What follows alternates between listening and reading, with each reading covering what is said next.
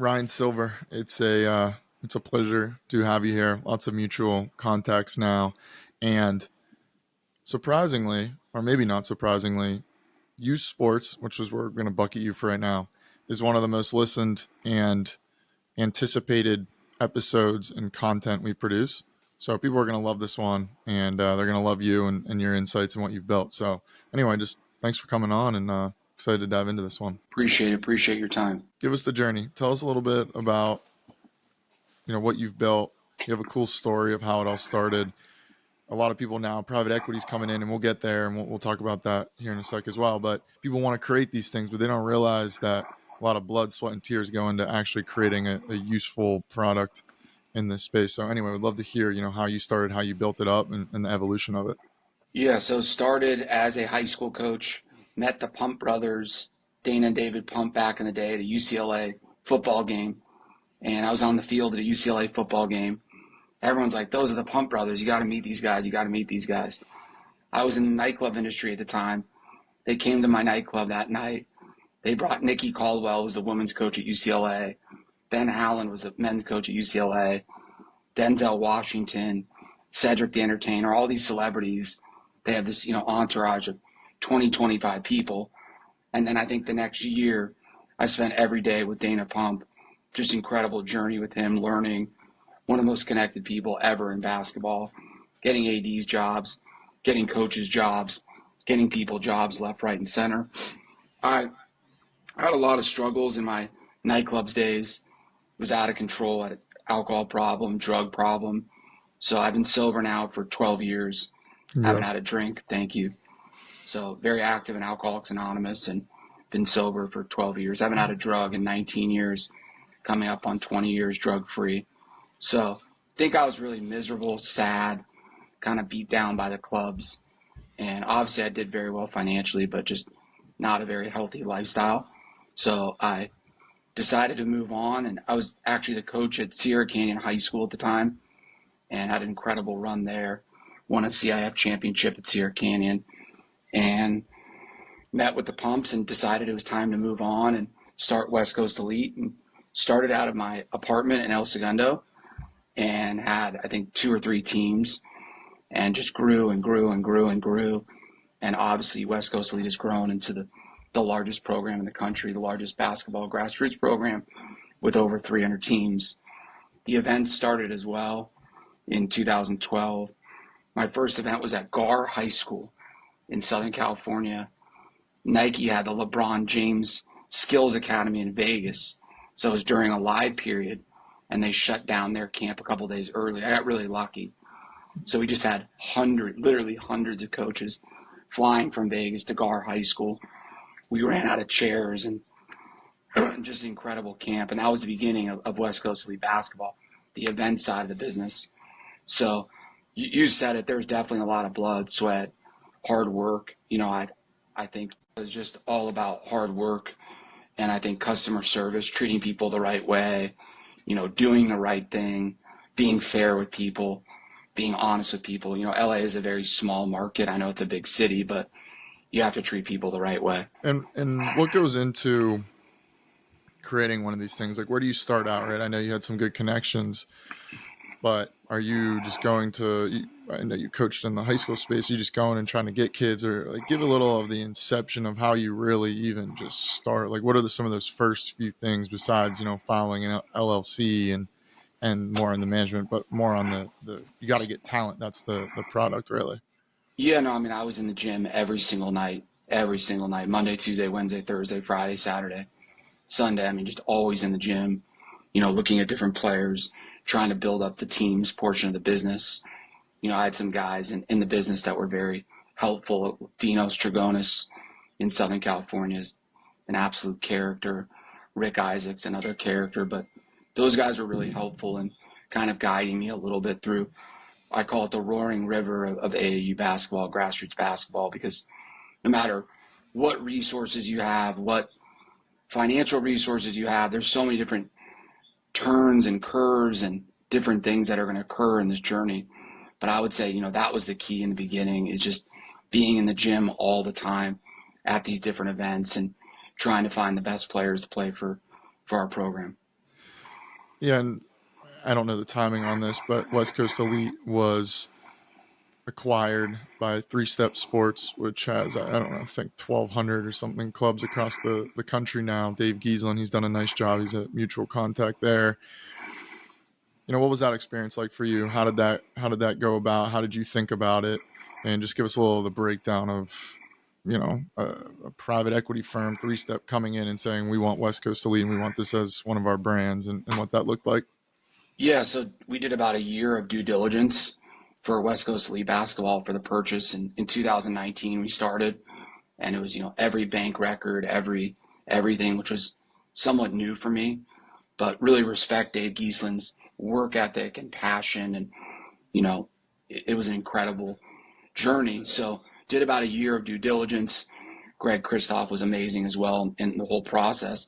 And then March of 2020, right before COVID, I flew out to Boston, and Dave Giesland, unbelievable entrepreneur spirit, said, we're closing this deal. We closed the deal. And then, COVID came, which was obviously, just a crazy time, especially in Southern California. It was just a very rough time. But it's been an incredible journey. I've learned a lot about business, about how to carry myself, how to be more professional. Obviously, from a financial perspective, I've learned a tremendous amount about tear sheets and P&L statements and KPIs and all kinds of business terms that I probably didn't really understand before. I was just kind of a sales guy, just running, jumping off cliffs, and always able to sell really well, but understanding the other side of the business, the operation side and cost. Yeah. And, it was incredible for me to learn over these last 4.5 years with Three Step. Yeah. And give us a little bit on the selling side. You said you're good. I don't think you can exist in the sports industry on any level. It doesn't matter if it's coaching, if you're an athlete, if you're a parent, if you run a club, if you run a team, if you run a fund, whatever you run, you got to be able to sell. What do you think makes you good, or what are some of the intangibles that you've learned? I'm always curious of why you feel you're good, or what you do that you feel is you know is good. Yeah, I mean, I think number one, the impact that we've had in the last decade. I don't think there's another AAU program in the United States that sent more kids to college. I think that the number of scholarships is roughly about $500 million in scholarship monies that we've earned. And people think Wow. I'm full of it when I say that number, but that's a real number. I mean, we've sent hundreds and hundreds of kids to Division I schools, Division II schools, and then obviously D3 is high academic, so it's typically financial need based, so they don't really offer scholarships, but hundreds and hundreds of kids over the years from our team's business, and then from the events business, we've sent thousands of kids, thousands to school. I mean, we've had events in every state in the Western United States, all over the Northwest, the Southwest, and, the impact of coming to these West Coast Elite events, these kids getting recruited, it changes their lives. A lot of these kids sometimes have never gone to college in their family, so it's changing generations of kids' lives. It was some of the behind the scenes of AAU. There's a lot of misconceptions of what goes on, of in with NIL, name, image, and likeness more out in the open. We're seeing some of it. I guess what are some of the backdrops, or what are some of the things in that world that people outside it should understand, of how it operates? Because sometimes it does feel a little gray for people Yeah, that don't. Especially I talk to people from Europe a lot, and they just don't get it at all. yeah, I mean, that's wonderful. I have the utmost respect for AAU directors across the country. I think that a lot of these guys put their heart and soul into AAU. They work their rear ends off. They help kids, drive them around, feed them, take them from place to place, travel across the country. And the big miss of AAU teams, struggle. Most of them, almost all of them, don't make money. And a lot of these people are just giving their time and energy to help kids. And unfortunately, you said, Andrew, there really is sometimes a negative stigma, but there's so many wonderful programs across the country that really are changing these kids' lives. Have you seen it shift at all over the last couple of years with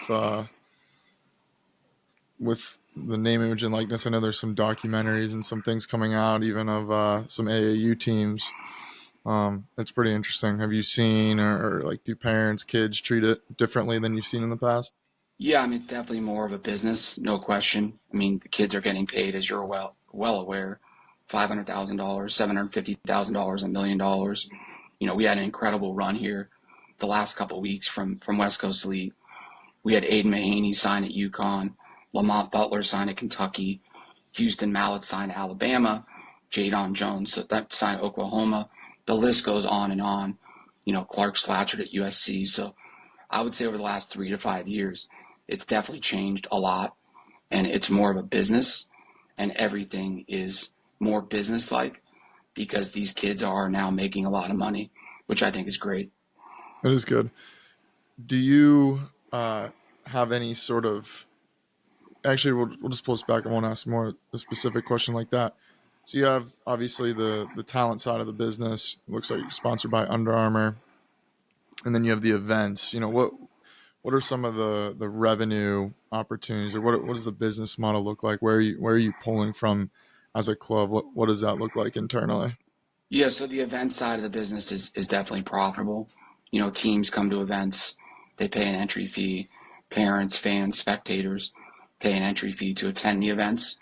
So that's, I think, where a lot of the revenue is generated in grassroots basketball is on the events side of the business. And I think that with the opportunities that we provide for these kids, I feel like we're adding tremendous value for a lot of these kids. A lot of the kids in our program get tremendous exposure. We just came back from the Under Armour event in South Carolina, the Under Armour event in Ohio, and there's 100+ coaches, Division I coaches at every single game. So the players that play in our West Coast League program get this tremendous opportunity for exposure, which translates now to opportunity and money is the new norm in college basketball. Yeah. Do you foresee an agency side to the business at all? If you're placing a lot of these kids now, it's sort of, where you have the event infrastructure, you have the team infrastructure. These kids are getting $1 million to go to, Power Five school. Do you see any sort of, agency around that monetization, or you just sort of leave that to outside people? It's a great question. That's definitely something I've thought of. Not at this time. The guy in the NIL space that I really respect is Daniel Poneman. I think he's fantastic. He's He is just good. great with the kids, loves the kids. Poneman, just a really good human being. I remember him when he was 18 years old, running around Chicago with Anthony Davis, many years ago. And he has a heart of gold, and he's one of the best in the NIL space. So I really respect him and the job that he does. We've also started some media stuff. Was it Silver Media or Silver Wave Media? How are you thinking of other stuff, whether it's around West Coast Elite, your personal brand? How are you seeing it? Looks like you're seeing other opportunities and trying to take advantage of them. Yeah, so Silver Waves Media is our scouting service. So we have the largest men's scouting service in the country, Silver Waves Media. I have over 300 subscribers, Division I, Division II, and Division III schools. And I've had that for over 10 years now. So that scouting service, we send reports to D1, D2, D3 schools. We do rankings in all the regions. We do event write-ups in all the regions. So that's something I've had for a long time. I've expanded in Silver Waves Media the college/NBA part of the business, and now the football part of the business, where during COVID, I realized a lot of these college coaches, they never get recognized. No one ever says thank you. No one ever says I appreciate you. Unfortunately, the culture of grassroots basketball, a lot of people complain, and there's not a lot of thank you or appreciate you. Like I mentioned earlier, these AAU guys are flying kids all across the country on their own dime, and there's very little gratitude. But Silver Waves Media was designed to really showcase athletic directors, university presidents, and coaches at different schools, and it's absolutely taken off over the last 5 years. We had our Silver Waves Media Power Lunch on the men's side. We had 35 athletic directors in Phoenix at the Final Four. We're going to expand that on the women's side in 2025. So I'm really excited about that. But I think there's a tremendous opportunity in that space, in the media space, for this mission I have of gratitude and helping others, which is something that I learned in Alcoholics Anonymous, is that the more happy I am in my life is the more when I'm helping other people and getting outside of myself. When it's not about me and thinking about me and what I want, and when I'm thinking about others, that's the happiest that I am. Love that. It's interesting. Just on a side note, have another someone I look up to. They were in AA as well, and they talk about the same stuff. So obviously the program's doing decent because they're doing a lot of cool stuff, and they came into sports. It's actually a very similar background. It's quite interesting. Anyway, on the nightclub, do you think that helped you? I know it wasn't the best experience, but do you think that helped you be able to run a program like this? Or were there any similarities or things you saw that translated well? Yeah, I mean, very similar process. At nightclubs, you have a guest list, you have an email list, you send out emails, you try to get 1,000, 1,500 people to come to your nightclub. So it's the same process for selling events and building events up and getting people excited about events. So I think I learned a lot in the nightclub business for many years. And I also learned that I don't want to be out till 2 a.m, that's not the lifestyle that I want. So I think there's a lot of things I learned that I didn't want. And, I wake up at 5 a.m., I go to bed at 8 p.m., and that's my new life for the last 12 years. Very cool. Have you seen a shift in parents? I know we talked about NIL and that's impact, and you just see on social media now, parents this or complain about refs or they want this or do they feel tougher to deal with, or what are you seeing in that space, or how do you manage and deal with that as well? Yeah, I mean, we have a lot of great parents in our program. We definitely have some parents that are upset, and I totally understand. We do the best that we can, and that's all we can do. And, unfortunately, sometimes people are very unrealistic with the level that their, son or daughter is at. I think that's the biggest challenge. And especially in Southern California, everyone thinks that they're a Division I player, and they're not. And, if you go to a Tufts, a Williams, an Amherst, an Oberlin, an MIT, you're setting yourself up for the next 40 years of your life. You're changing your son or daughter's life forever. So we really try to teach this 40-year plan that the basketball is going to stop bouncing for everyone. And what are you going to do when the ball stops bouncing for the next 40, 50 years of your life? I think we've done a really, really nice job in the Division II, Division III space of teaching these kids and families that if you go to MIT, NYU, Chicago, you're going to some of the best schools in the country. Yeah. The one cool thing I will say about my recruiting process is I got to see everything from, dripping into some of the higher, not quite Power Five, but, some of the, and no, it's not really a basketball term, but like some Group of Five type schools, and then all the way down to the high academic D3s. And so it was always cool, and I respect it at all levels. When you look at, you've done this for what? You said 12 years. Are you seeing now? I've done this for 20 years. I was at the Pumps for like 5 years. Got Done it. this for a So, long time. got it. So has it been cool to see, or any examples or case studies of the people that have gone through it? I'm sure you're starting to see now that are big time coaches or big time pro athletes or business men or women. Like, have you seen some of that as well? I'm sure it comes back around. Yeah, we have one of the largest coaching trees in all of basketball. We had Andre Matson, who worked in our programs, now the strength and conditioning coach at USC. Wayne Hunter's at Stanford, coach at West Coast League. Kevin Olson's at San Francisco. Dan Sheets at St. Mary's. The list goes on and on and on. I think there's 35 coaches that have coached in our program that are not coaching in college basketball. Matt Elkin, who's at Yale, is going to take a new job here shortly. But we've had a lot of guys that have worked in our program that have now moved on to coach at the collegiate level. And then a lot of the kids that have played in West Coast Elite, they go on, they become lawyers, doctors. They go to these high academic schools, are very, very successful in life, like a Boston U or Harvard. And I think at one time we had 7 kids from our West Coast Elite program on the Harvard roster. So pretty Oh, wow. remarkable. Yeah. And you had, I don't know how long you played, but Pasco, who I played with at BU.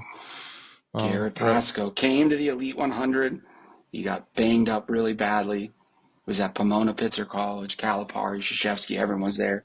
And then Didn't think he was going to come back. Came back the next day, and the BU's coaching staff was there to see another player, and they ended up offering Garrett Pasco because he just was such a tough kid. But tough. Now he's coaching there. Yep.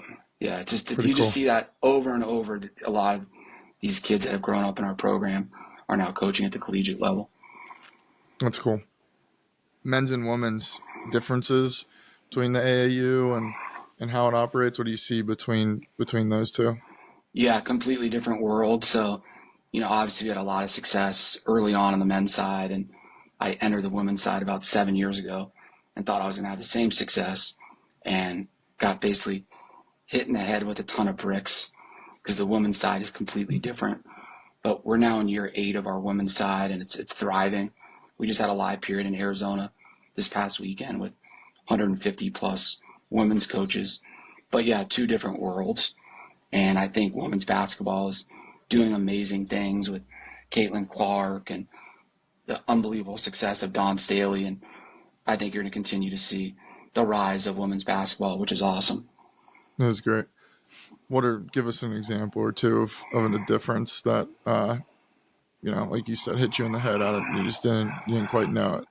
It's just a completely different set of characters on the women's side, and you have to understand the characters. You have to understand the landscape.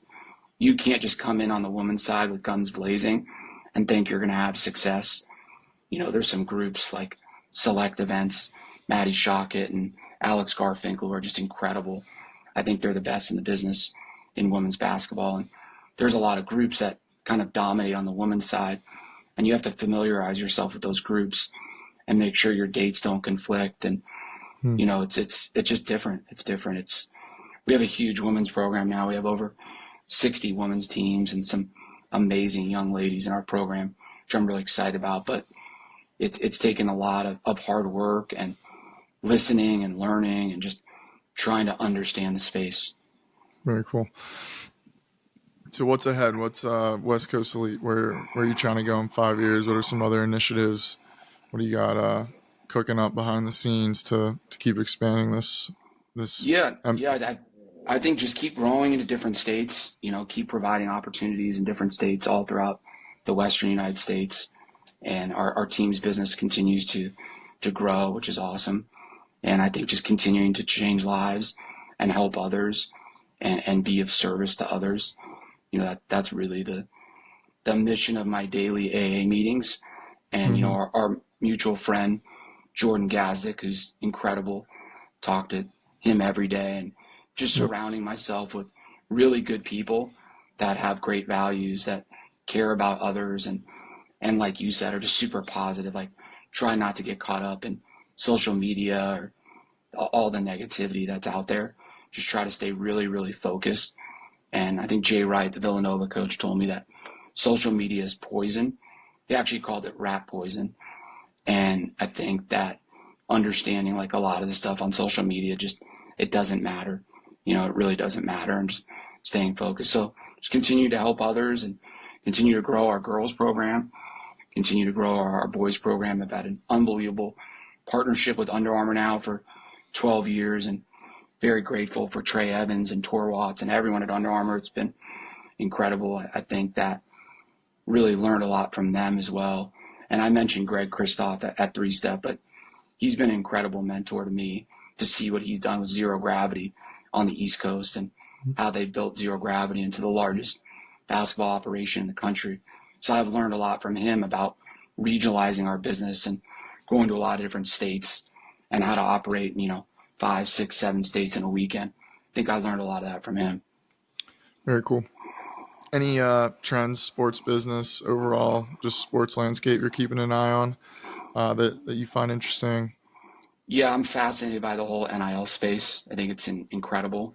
I think that, we've had over $7 million in NIL from our program in the last 3 years.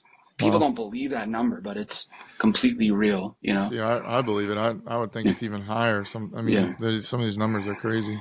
Yeah. So I think I'm really fascinated by NIL. I'm learning every day about it. I'm trying to immerse myself in it. I'm going to do a conference in October at the Wynn, October 29th at the Wynn in Las Vegas, and bring I've probably got 40, 50 collectives that have confirmed. So bring all the collectives together and try to utilize best practices and how people can work together. But I think NIL is the future. And I know when it first started, I didn't really believe it. I thought it was kind of fake.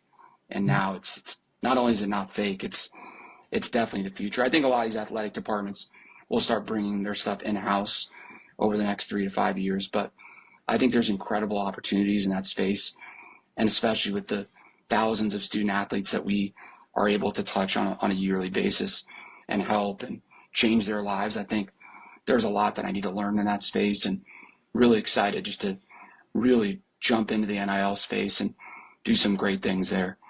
Love that. West Coast Elite, what's website, social, Silver Waves Media? Where can people learn more, find out more, get, make sure they're updated on all things on your side? So we're on Twitter, Instagram, TikTok, Facebook, all the above. The event side is westcoastelitebasketball.com. The team side is westcoasteliteua.com. Silver Waves Media, we're on Instagram, Twitter, TikTok, all of the above. silverwavesmedia.com. Silver Waves Media, Twitter, Silver Waves Media, Instagram.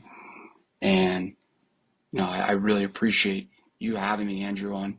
You do an amazing job. Such a talented young guy. Appreciate it.